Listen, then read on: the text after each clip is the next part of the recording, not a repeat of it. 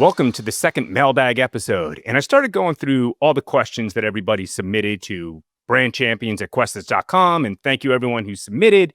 And as I went through the questions, I realized that they could largely fit into a category that I'm calling shit they don't teach you at Harvard.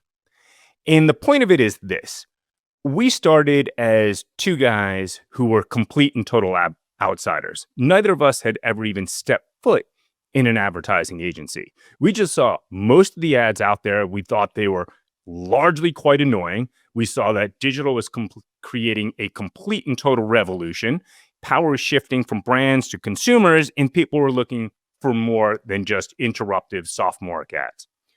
So not only were we outsiders, we were flat broke. We had a stolen laptop. We had 2 desks. We had 1 chair. Whoever had the best ideas got to use the chair. Obviously, I was the guy sitting on the floor all the time.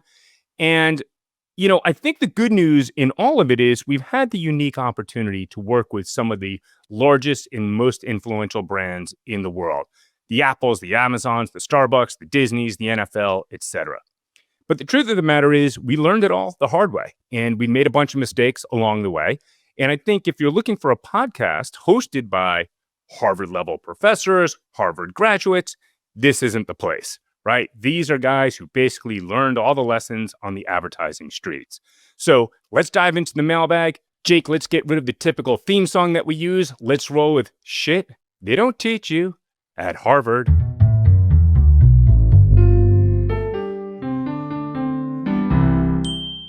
Okay. First question in shit they don't teach you at Harvard. What is a recent lesson that you have learned from your career that people from a more traditional background may not know?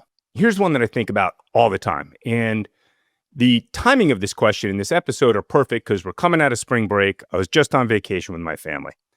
And I see this lesson over and over and over again. And if you're 26 or in your 20s and you're trying to figure out how to succeed in your career, I think it really comes down to 2 things: hard work and perseverance. It's more important than background, education, charisma, intelligence. The folks that I know that have succeeded, and I'm old enough where I've worked with hundreds of people at Questas. I've worked with thousands of people on the brand side, on the vendor side. I've met tens of thousands of people in my career. I know a bunch of people who made it and a bunch of people who didn't make it financially and in other metrics of success, like overall happiness. And those are always the 2 biggest determinants of success: hard work and perseverance. But you don't need me to teach you that, right? Here's what I can say that they're probably not going to teach you at Harvard, which is this. If you're fairly young in your career and you're on vacation, you're at, a tropical island, you're at a ski resort, right? And you're staying at wherever you can afford to stay. Wake up early, 4:30 in the morning. Jump in a cab, walk on over, whatever you got to do. Get to a luxury hotel before the sun rises. Get there at 5 a.m. And what you will see is a bunch of young men and a bunch of young women cranking before the sun rises. Often, there's a few of us who are out there before the coffee shops even open. And right when that coffee shop opens, there's always a dozen people, and they get their heads in their laptop, and they are grinding away. So what they may not teach you at Harvard is that's how it gets done. These are the people that I think are the most successful people in the world, not just financially successful. It's really easy to be financially successful and not have success in the rest of your life. These are the people who have great relationships with their spouses. These are the people who have great relationships with their friends, with their kids, and they found career success because what they're doing is getting up at 5 or earlier and cranking for hours. And then by the time 8 or 9 rolls around, maybe the kids are waking up. Maybe their spouse is waking up. Maybe their friends are ready to get after their day. And the point is, it just comes down to effort. Like if there was an easier way to succeed in this world, shit they don't teach you in Harvard, I would love to share it. I just haven't seen anything more powerful than just getting your grind on. And you can listen to it on a podcast, and you can listen to it on a lot better podcast than this one. But when you're at the location, when you're at the tropical island, before the sun rises over the beach, when you're at the ski resort, before the lifts are even thinking about opening, and you see people grinding it out for hours to get ahead of the curve, I think there's no more powerful lesson than that. And I often think about waking up my teenage kids and be like, you guys got to come check this out. There's no fucking way that they're going to do that. But if you're in your 20s and you're looking for the most poignant lesson, hop in a cab, go check it out at a luxury hotel. And eventually you'll probably get to the point where you too can turn that grinding into career success and can afford those. Next question. I'm at a point in my career where I want more strategic responsibilities. What do you recommend for this next phase of my career? Virtually everybody wants to work in a strategic job. Heck, there are bars and restaurants in cities around this country, New York, San Francisco, LA, etc., where you tell someone that you work in something strategic, that you've got strategy in your title, you are more likely to find a significant other for the evening. There is just something completely appealing about saying you're strategic or being strategic. And my take on it is this. Obviously, strategy is very important, but strategy is actually largely overrated. When you think about brand strategy, when you think about marketing strategy, more or less it comes down to this. Come up with a differentiated value proposition, come up with a series of RTBs, reasons to believe, that support it. Don't vacillate from those val props and RTBs, and then turn the val prop and RTBs into content that you distribute across every granular step in the consumer journey. Not just awareness, interest, and conversion, but every granular step that turns prospects into customers, and customers into brand evangelists. And if you can gather that paragraph, that is largely the foundation of all of strategy. But what's overrated about strategy is at the end of the day, it's the tactics that make the difference. How do you tear through the large volumes of quantitative data, in qualitative data, in behavioral data? How do you turn that data into insights? How do you turn the insights into territories? How do you turn those territories into messages? How do you turn those messages into creative platforms? How do you turn those creative platforms into atomized pieces of content? How do you distribute that content across every little granular stage in the journey? How do you then take all of that, rinse and repeat by analyzing the data, optimizing it, re-editing, and reshooting? All of that is incredibly challenging to do. So at the end of the day, yes, we all want to be strategic, but it's the tactics that make a difference. And I think one of the things we need to do in our industry, because the world has become so much more complex, it's not simply just about one big 30-second spot created by a couple of geniuses and an audience that's sitting complacently and watching it. We need to spend more time and attention in the systems, in the processes that support the tactics. And that might be a lot less sexy than here's my 30-second spot and it wins a Cannes Lion. But ultimately, that's what leads to unstoppable growth.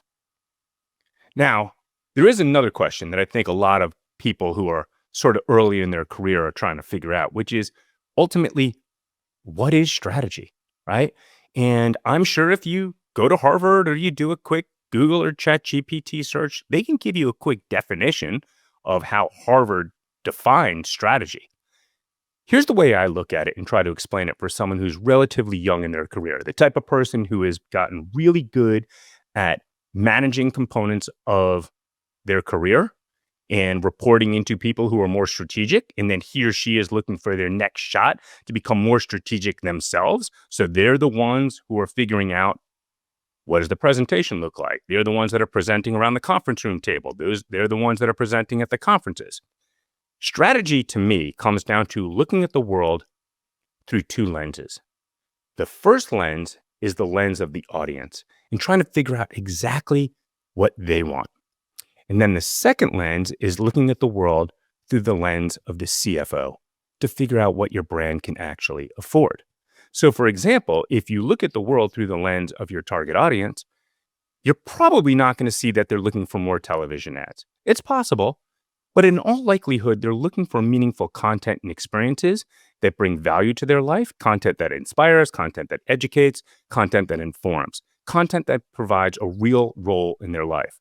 And sometimes it might be something simple, a real short video that explains a hotel or a bike feature or something along those lines.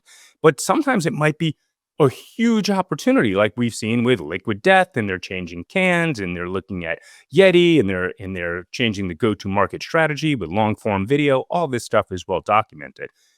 But you can find these huge opportunities when you look at the world through the lens of the audience. And through that, you can figure out how you can differentiate your brand and bring real value to those people. Now, the second lens is looking at the world through the lens of the CFO, because not all of those big, crazy ideas are completely affordable. When you get into more established firms, the Fortune 1000s, it's really important that you're looking at the world through the lens of the CFO, because he or she only has one goal: being profitable. Now, if you only look at the world through the lens of your audience, you're likely to come up with some great ideas, and you're probably going to drive some revenue. Brands don't need revenue, they need profit. Right? So you may not actually get exactly where you need to go.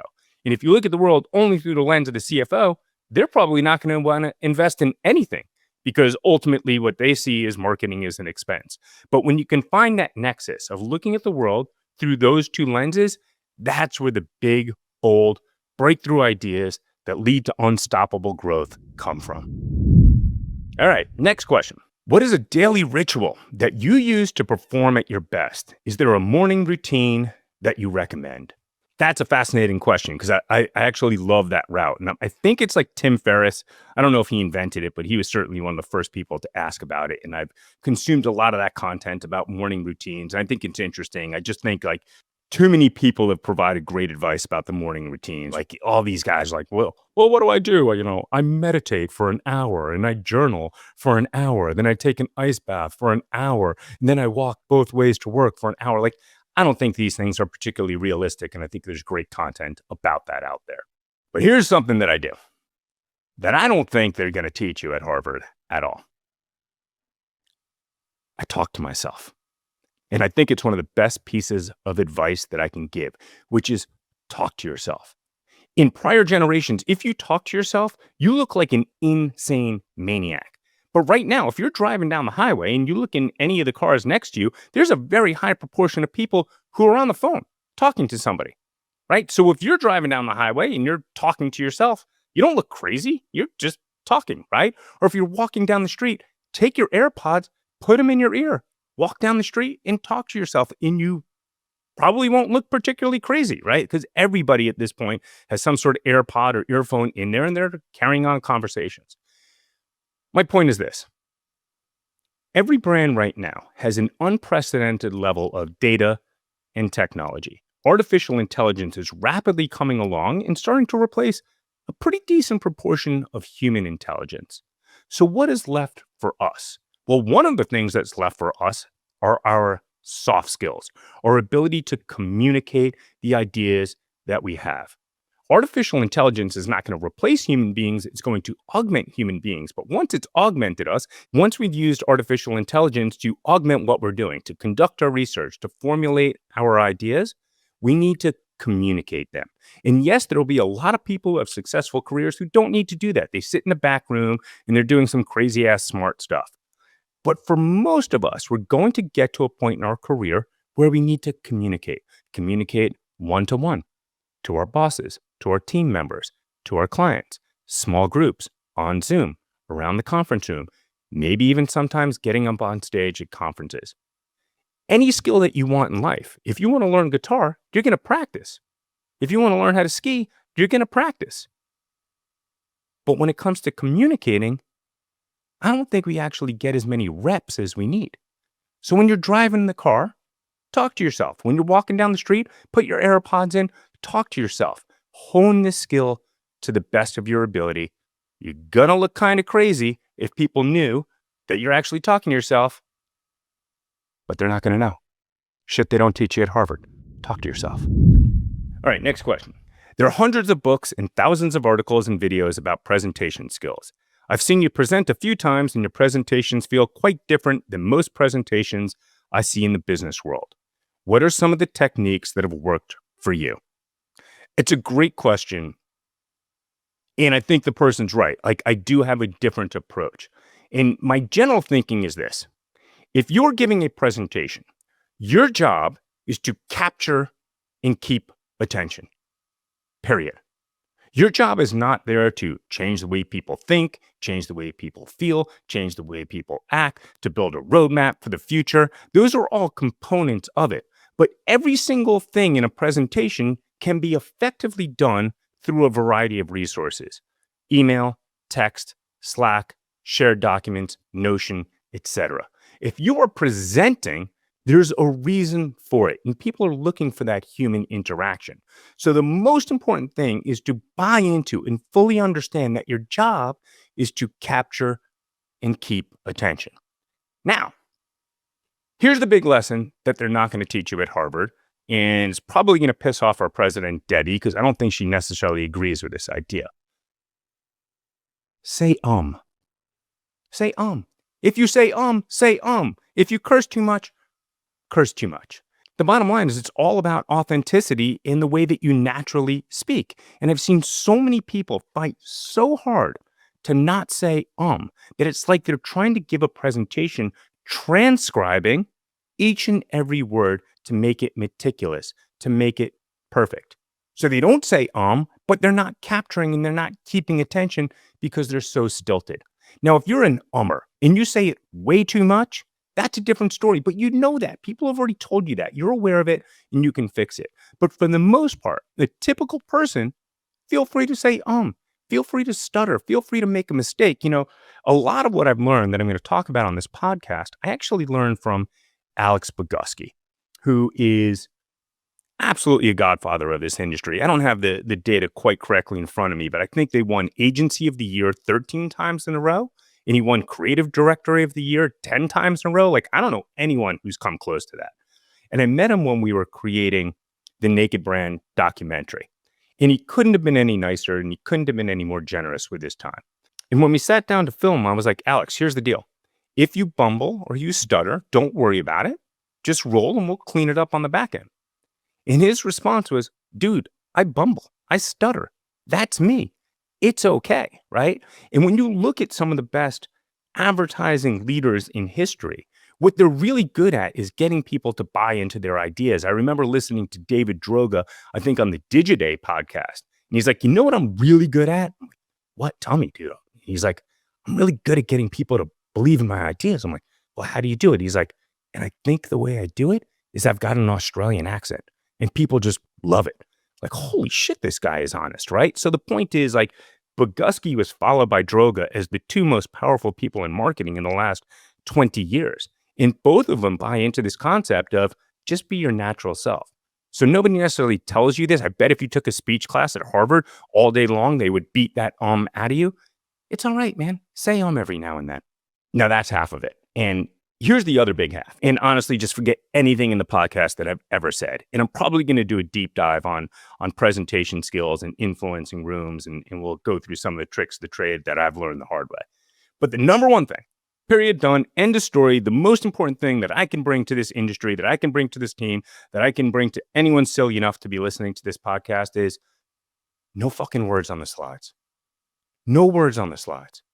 If you are there to give a presentation, then they are there to listen to you. That's why Mother Nature gave you vocal cords. It is neurologically impossible. It is neurologically impossible, I repeat it on purpose, for someone to read and listen at the same time. So when you've got multiple paragraphs on the slide, when you've got multiple bullet points on the slide, when you've got complex tables on the slide, the user has one of two options. They either have to listen to you or read the slide. And if they try to do both, you're going to completely lose it. And if you completely lose them, in all likelihood, they're going to look down at their cell phone. They're going to get into fight or flight mode. They're going to get totally distracted. You're not going to pull them back. So if you want to have a few key words, 3 to 5, I call it the 3 to 5 rule, that's fine, right? Empowerment over interruptions, whatever the case may be. Put it on the screen. That's fine, right? It's basically like a Nike style ad. But you can get by with no words. And if you want to share data, that's fine. Do one data point at a time, right? Every now and then you could put a few bullet points if you need to get to action. You can get to diagrams if you need to get to action, but there needs to be a meter to it. There needs to be a rhythm to it. But for the most part, if you really want to capture and keep attention, in addition to not saying and being your authentic self, is clean up those slides. There's a time and a place. Like the very first question in any presentation, the very first question in any deck development is this: are we presenting it or are we emailing it? And the answer can't be both. Those are two completely different use cases. One has tons of text, one has virtually none.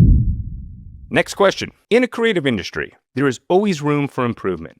How do you know when you've reached the point of diminishing returns and when you should keep fighting for improvement?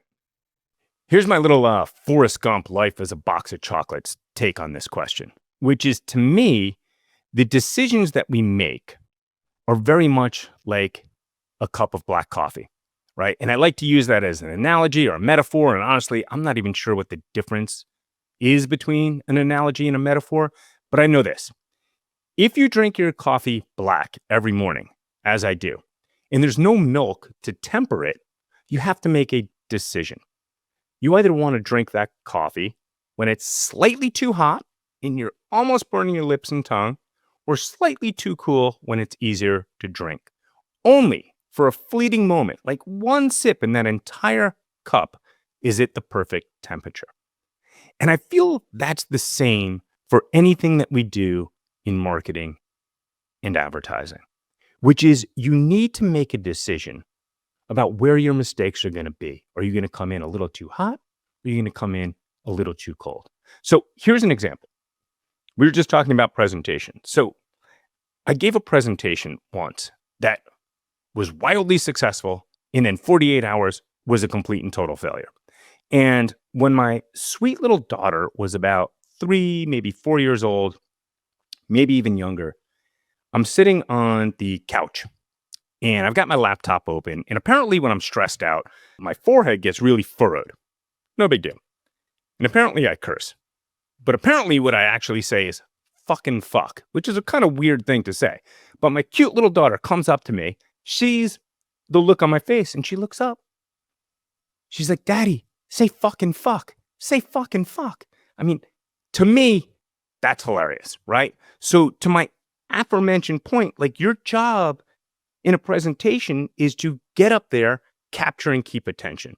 So I go to a conference and I'm giving this presentation. It's like 7:30 at night. Everyone's got dinner and a couple drinks in them. And I open up with this story. And I'm like, "Oh, my cute little daughter." She looks up and she's like, "Say fucking fuck, Daddy." And I have like a picture of her blonde hair and blue eyes behind me. And the audience loves it. They're totally laughing, totally down with the whole thing. And then somehow I translated that into the big point that I wanted to make. So I'm feeling pretty confident. I got invited to do another conference, ballpark, 2-3 days later. This one's at 2 p.m. Unlike the first event where I knew a bunch of people and I was friends with a bunch of people, I didn't know any of these folks. And I open with the same story. Hey, I'm sitting there on my laptop. I'm stressed out. My daughter looks up. "Say fucking fuck, Daddy." Absolute crickets. I'm like tapping on the mic. Like, is this thing on? Like, I couldn't have bombed any harder. And I think even after I got on stage, some of the organizers like, "Dude, what are you doing, man? You're dropping F-bombs within 30 seconds of the presentation." But here's my point. You got to make that decision. You got to make it in advance, right? Do you want that coffee to be slightly too hot? Do you want that coffee to be slightly too cool? Live by the sword, die by the sword. So did I screw up the second time? Yes, you're going to screw up. We're going to make our mistakes. And that's the point of the cup of coffee is you need to figure out in advance what mistakes you're going to make. Like, for example, translating that over to something that might be even more tangible, our culture at Questis is absolutely rooted in positivity and collaboration. I believe those are the two hallmarks for success in the marketing world. We are in the business of helping people envision a better version of themselves. And it's really complex. So we need people who are naturally positive to tell those stories, and they're very collaborative. And I think it leads to the best work possible. But not all the time. No agency, no business is perfectly successful. And I can name multiple instances where maybe we could have done better with a deliverable if we were a little tougher on each other. And that's something that we need to learn. That's something we need to figure out. You're always trying to Kaizen and improve the whole thing. But we made our decision. Do you want to come in a little too hot or a little too cold? Make that decision in advance, because there's nothing worse than having a theory about how you present, how you develop creative, what culture is like, or any other presentation, and you're vacillating. Stay on point, stay on brand. Decide whether or not you want it to be a little too hot or a little too cold. And our absolute last question for today. Under the header of shit, they don't teach you at Harvard. And this one they definitely don't teach you at Harvard. Our company is really strong at TV advertising, and I don't think we should reduce our budget. The data proves it works. But there are problems in the journey, in particular in our new website and social media, that need to be addressed. I fear we have a leaky bucket, but I'm having trouble getting the resources to invest in the entire journey. How can I get the team to see the opportunity that's right in front of them? So the obvious answer to this, which you don't need me to help you with, because you already know this, is to leverage data, right? You know, X number of people are seeing your ads. You know, X number of people are driving from those ads to your social media or to your website. You understand what your engagement rates are. You understand what your conversion rates are. And you can tell a story that will demonstrate where you can invest and develop leverage to fix that leaky bucket that you mentioned. That's the obvious answer. You don't need me for that. Here's a crazier idea. Find a restaurant that y'all have never been to. Find one that kind of gross and dirty bathroom. Because we've all been there. You go to a new restaurant, you don't know much about it. Maybe it's good, maybe it's not. And at a certain point, you go to the bathroom and it's gross. There's no paper towels. It smells bad. There's toilet paper all over the floor. They obviously have not cleaned this thing in weeks. What is the first thing that you think about when you go in that dirty bathroom at a restaurant? It's not, ew, this bathroom is gross. It's, ew, this restaurant is gross. If this is what you let me see, if this is what you open the door for, what's going on behind the door? What's going on in the kitchen? Because the truth of the matter is, and here's another thing that Alex Bogusky taught me, is great brands are a shortcut. We're all exposed to way more information than we could possibly consume. And I've added to that a little bit to say brands are a cognitive shortcut. And we've talked about this a little bit. The human brain is exposed to 11 million bits of information every single moment. It only consciously processes 50. With that as the numerator and denominator, it's as close to zero as you can possibly get. The human brain is built as a cognitive spam filter. So we're looking for these shortcuts. So what happens when you've got a bad website, when you've got bad social media, when you've got a broken page, when you've got bad customer service, it's not necessarily just about that moment in time in the consumer journey. It's about the story that it tells about your entire brand. So this is just another one of those examples where you can bring those executives who control the budget and may not understand what's going on. Let them go to the bathroom. Then come back and be like, hey, man, how'd you feel about that bathroom? How do you feel about this restaurant? How do you feel about the likelihood that you're going to get food poisoning tomorrow, right? Researchers have looked at this. Google and a school in Switzerland, I should probably have it memorized. They showed people using neuroscience to measure their reactions, fMRI, EKG, things like that, to measure their reaction to various stimuli. When people looked at a bad homepage of a website, in a fraction of a second, I don't have the exact numbers, like 0.25 seconds, the exact amount of time to snap your fingers, those users have not only developed an opinion about that page, but they've developed an opinion about the totality of the brand and whether they want to engage any further. And the point is, that dirty bathroom is just like bad content on social media. It's just like a bad website. It's just like a bad checkout page. There's nothing you can do in a 30-second spot that's going to offset whatever you have that's analogous to the dirty bathroom. And bringing it full circle, this is all part of our jobs, right? Working on these soft skills to say, how do we sell in these big ideas? I don't think what you're talking about seems crazy, right? I think everybody can agree we need to take some dollars and invest it in the consumer journey. And if you can't make change, then figure out a way to do it. Data is part of the equation. Giving a great presentation is part of the equation. Saying when you need to, drop an F-bomb when you need to, take the words off the slide. Those are all powerful tools. But sometimes you just need a piece of stimuli like a dirty bathroom. So that's all we've got for today. Jake, one more time, let's play that theme song. Shit, they don't teach you in Harvard.